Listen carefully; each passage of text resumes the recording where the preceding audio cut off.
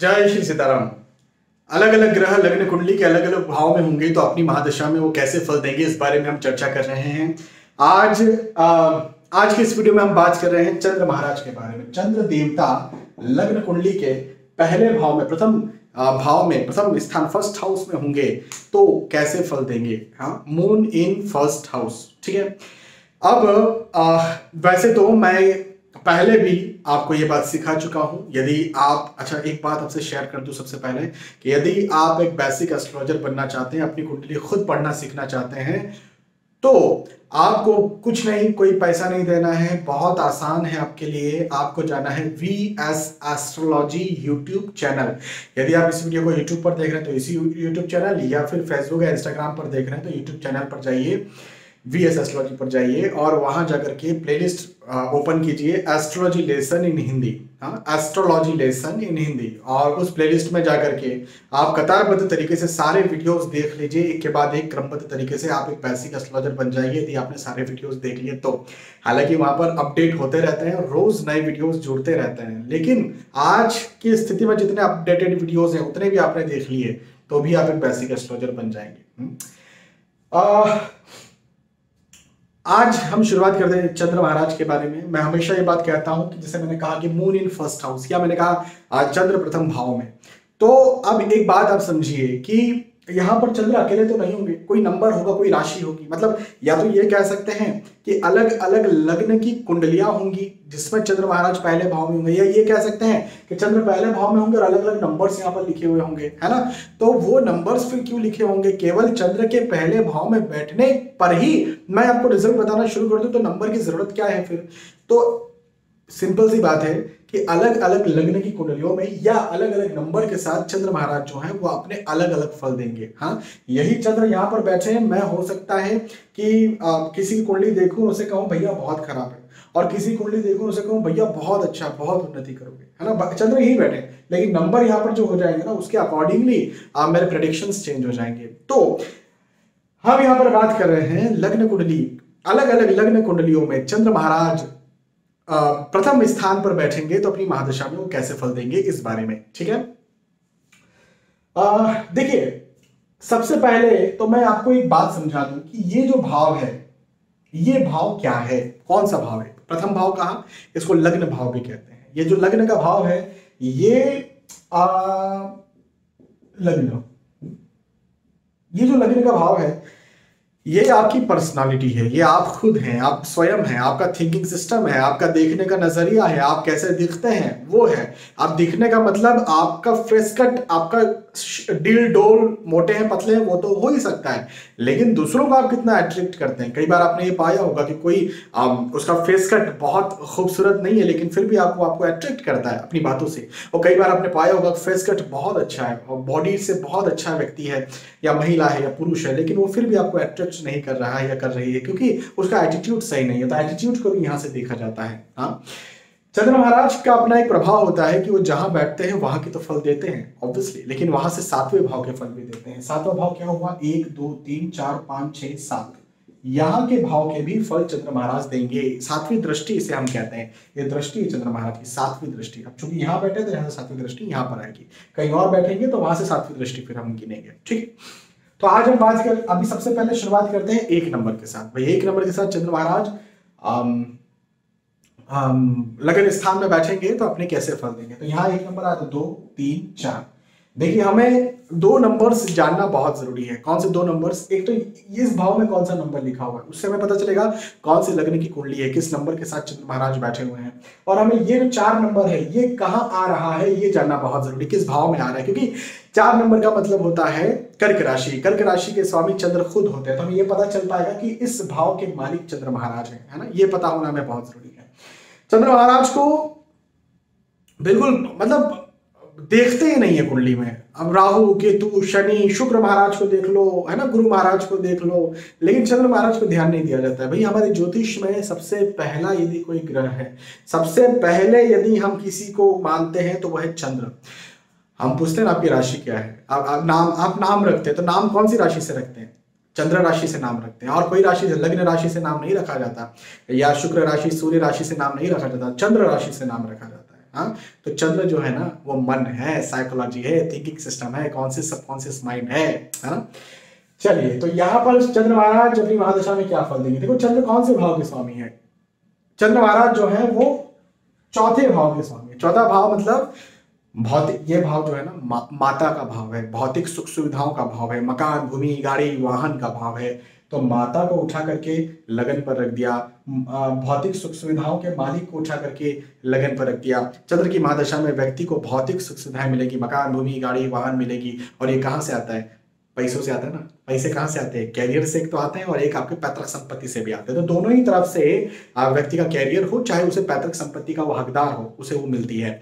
हाँ, चंद्र महाराज जो हैं वो मंगल की राशि में बैठे हैं। मंगल महाराज एक गर्म तत्व माने जाते हैं, चंद्र महाराज एक ठंडे तत्व माने जाते हैं। तो यहाँ पर एक चीज जरूर हो सकती है, कई बार मूड स्विंगिंग हो या चिंता तनाव बार बार लगा रहे, ये एक चीज होती है। अदरवाइज सारी स्थितियां बहुत अच्छी होती है, व्यक्ति बहुत सुख पाता है चंद्र की महादशा में, और लाइफ की क्वालिटी बहुत इंक्रीज होती है भौतिक सुख सुविधाओं के दृष्टिकोण से।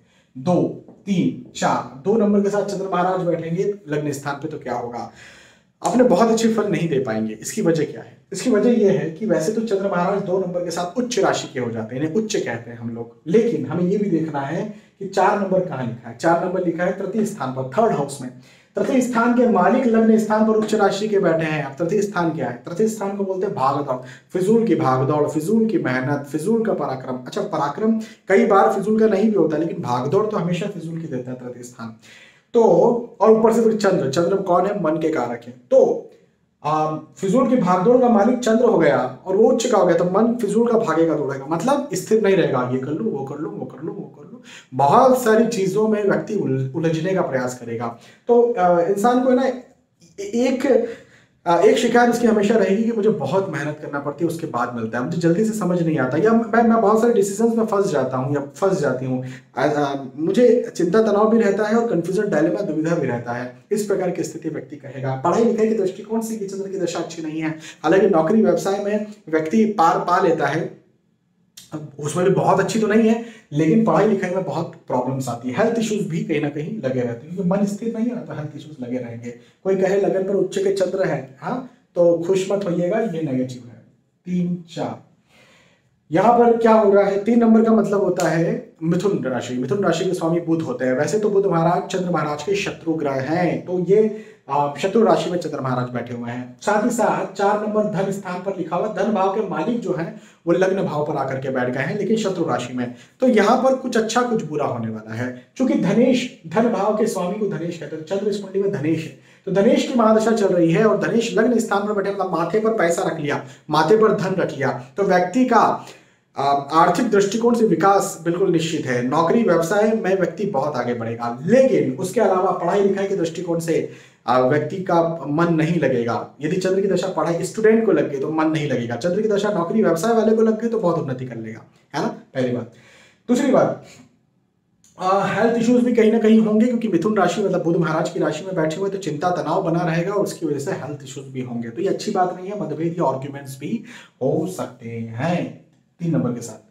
3 के बाद में 4 नंबर, वाह जी वाह, बहुत शानदार, बहुत शानदार। क्यों भाई, स्वराशि चंद्र महाराज आकर के बैठ गए हैं। हाँ, लगन स्थान पर भी 4 नंबर, और 4 नंबर खुद ही चंद्र महाराज का नंबर है, कर्क राशि है। तो स्वराशि कर्क राशि चंद्र जो है लगन पर बैठे हैं। क्या कहते हैं भैया, ऐसे जो चंद्र है ना भगवान श्री राम की कुंडली में बैठे। भगवान श्री राम की कुंडली गूगल करना, और गूगल से भी ज्यादा बेहतर है कि श्री रामचरित मानस यदि आपके घर में हो तो भगवान श्री राम का जिस समय जन्म हुआ था वो पन्ने पलटना जरा, और वहां पर तुलसीदास जी महाराज ने जो है वो कुंडली बनाई है श्री राम भगवान की। श्री राम भगवान की कुंडली में वैसे तो गुरु महाराज भी यहाँ पर बैठे हुए हैं, लेकिन हम चूंकि गुरु की बात नहीं कर रहे हैं, हम सिर्फ चंद्र की बात कर रहे हैं। तो चंद्र स्वराशि उनकी कुंडली में बैठे हुए हैं। तो भगवान श्री राम की कुंडली में चंद्र ऐसे बैठे हुए हैं, तो फिर मैं इन्हें क्या कहने वाला हूं, इन चंद्र को, मतलब कुछ कह ही नहीं सकता ना। बहुत शानदार, बहुत शानदार और बहुत शानदार, मतलब मकान भूमि गाड़ी वाहन सोच थिंकिंग सिस्टम, है ना, कैरियर पढ़ाई लिखाई परिवार सारे दृष्टिकोण से बहुत अच्छा है। वाइफ जो है वो बहुत खूबसूरत प्लस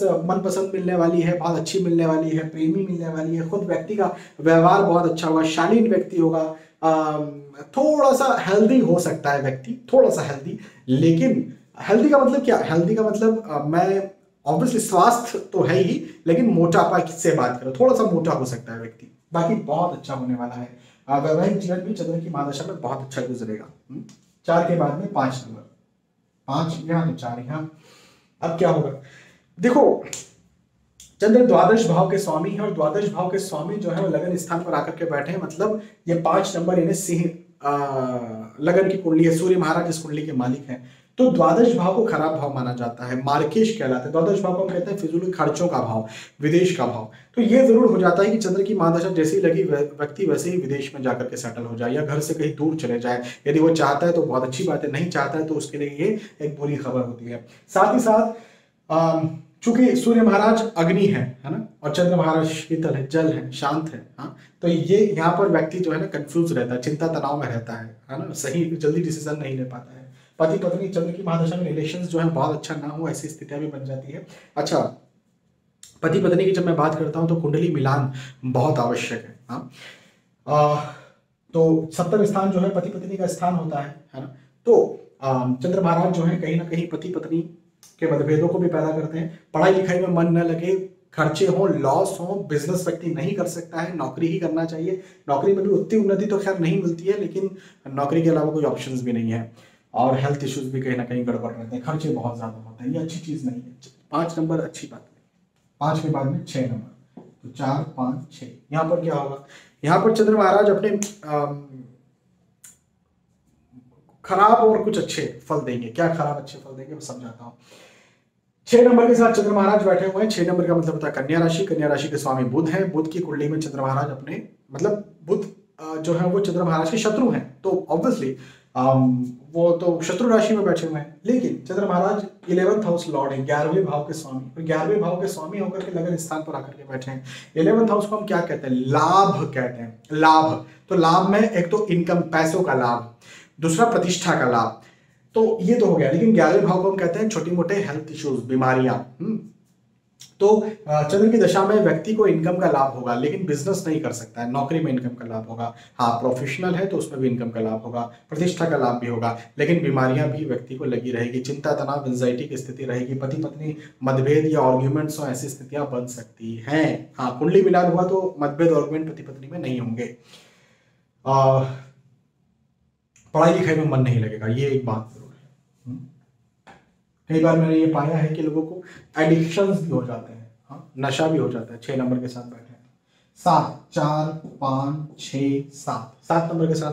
7 नंबर का मतलब होता है तुला राशि। तुला राशि कई लोग मानते हैं कि शुक्र महाराज के लिए ये शत्रु राशि है, कई लोग मानते हैं कि शुक्र महाराज के लिए मतलब चंद्र महाराज के लिए, सॉरी माफी चाहूंगा, तुला राशि जो है वो शुक्र महाराज की राशि है ना। तो ये कुंडली कौन सी हुई, शुक्रदेव की कुंडली हुई, तुला लगन की कुंडली हो गई। अब कर्क राशि 4 नंबर और 7 नंबर तुला राशि, ये दोनों को कई लोग जो है वो शत्रु राशि मानते हैं एक दूसरे के लिए, और कई लोग इन्हें मित्र राशि मानते हैं। मैं कहता हूं कि ये जो दोनों राशियां हैं, इन दोनों के बीच में बहुत अट्रैक्शन होता है। यदि लड़का और लड़की या पति और पत्नी की यदि ये राशियां हैं तो वो लोग बहुत अट्रैक्टेड होते हैं एक दूसरे के लिए, प्रेम उन लोगों में बहुत ज्यादा होता है। तो इसे मैं बहुत खराब नहीं मानता हूं, चंद्र को मैं इस कुंडली के लिए बहुत अच्छा मानता हूं। और चंद्र महाराज ने कर्म भाव के स्वामी, 4 नंबर कहां लिखा हुआ है, कर्म स्थान पर, दशम स्थान पर, 10वें भाव में 4 नंबर लिखा हुआ है। तो 10वें भाव के मालिक लगन स्थान पर आकर के बैठे हैं, मतलब इंसान का कर्म जो है वो उसके माथे पर रहेगा। माथे पर रहेगा मतलब व्यक्ति कर्म के बारे में सोचेगा, कामकाज के बारे में सोचेगा, मुझे ये करना है, मुझे वो करना है।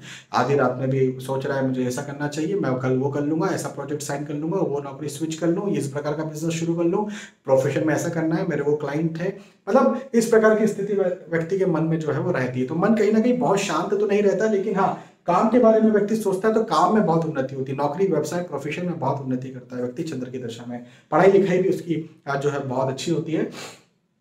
हेल्थ इश्यूज थोड़ा बहुत देखना पड़ता है, लेकिन चंद्र की दशा बहुत अच्छी गुजरती है। छोटा मोटा हेल्थ इश्यूज देख लिया तो चंद्र की दशा व्यक्ति की अच्छी निकलती है। 7 नंबर के 7 के बाद में 8 नंबर, 8 नंबर है वृश्चिक लगन की कुंडली। तो 4 5 6 7 8।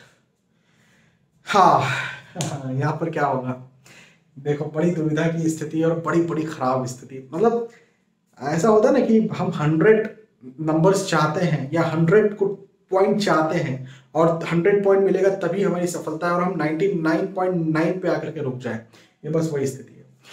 क्यों ऐसा क्यों? क्योंकि चंद्र महाराज इस कुंडली में बहुत अच्छे ग्रह हैं, भाग्य भाव के स्वामी, मतलब भाग्येश, लग्नेश, भाग्येश, पंचमेश, लग्नेश, भाग्येश, पंचमेश, इन ग्रहों के मालिक, इन भावों के मालिक कुंडली के लिए बहुत अच्छे ग्रह होते हैं, बहुत अच्छे, बहुत अच्छा करने वाले ग्रह होते हैं।